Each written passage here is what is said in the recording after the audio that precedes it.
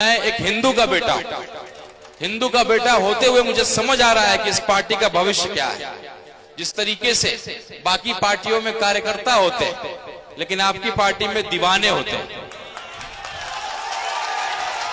इतनी जल जलाती धूप में आप पिछले 2 घंटे से बैठे हुए हैं, ये किसी पार्टी में नहीं हो सकता है। नीतीश कुमार आए थे कुछ दिन पहले, मुख्यमंत्री हैं हमारे प्रदेश के, 200 आदमी नहीं था। वो भी उनके आने के बाद हेलीकॉप्टर देखने के लिए कुछ लोग चले आए थे, उससे पहले तक 50 आदमी भी नहीं थे। तो ये दीवानगी है, मजलिस के दीवाने जो आप हैं, असदुद्दीन ओवैसी साहब के जो दीवाने हैं, अख्तरुल इमाम साहब के जो दीवाने हैं, मुझे पूरा विश्वास है आप एक क्रांति लाने जा रहे हैं। एक बैरिस्टर साहब कुछ साल पहले हमारे चंपारण आए थे, जिनका नाम मोहनदास करमचंद गांधी था, और उन्होंने चंपारण का नाम न केवल देश में पूरे विश्व में फैलाया, और कैसे शांति से क्रांति लाया जा सकता है उसका उदाहरण उन्होंने स्थापित किया। वैसे ही दूसरे बैरिस्टर साहब आपके किशनगंज आए कुछ वर्ष पहले।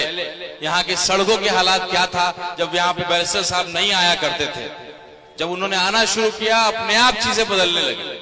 आप तय करेंगे कि बिहार में सरकार किसकी होगी, आप तय करेंगे कि सीमांचल को कितना फंड मिलना चाहिए, आप तय करेंगे कि कहां किस तरीके से अक़लियत का जो है मजबूर बन के आज बैठा हुआ है। सबसे ताकतवर कौन, लोकतंत्र में सबसे ताकतवर कौन है, जिसकी जनसंख्या सबसे अधिक है, और अक़लियत और दलित सबसे मजबूत कौम है। लेकिन आज के डेट में सबसे कमजोर कौम, 17% जिसकी आबादी है उसको मिला है मात्र 2 टिकट, और 14% जिसकी आबादी है उसको मिला है 10 टिकट।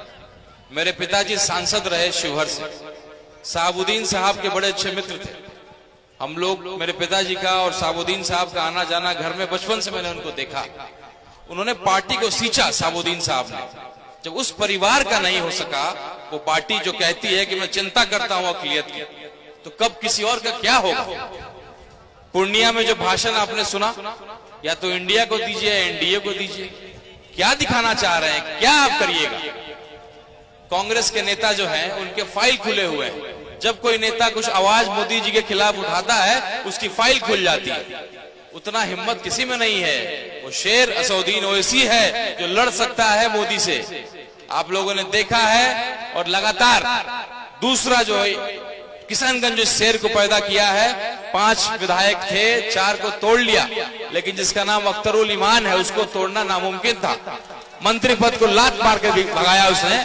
वो व्यक्ति जो है एक तस्वीर है ईमानदारी का, वो तस्वीर है कैसे अपने पार्टी के प्रति वफादार होना है, कैसे अपने लोगों के प्रति वफादार होना है। तो मैं एक हिंदू का बेटा होते हुए मुझे समझ आ रहा है कि इस पार्टी का भविष्य क्या है।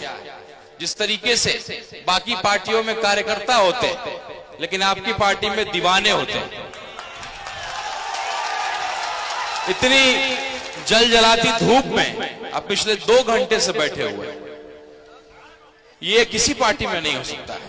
नीतीश कुमार आए थे कुछ दिन पहले, मुख्यमंत्री हैं हमारे प्रदेश के, 200 आदमी नहीं था।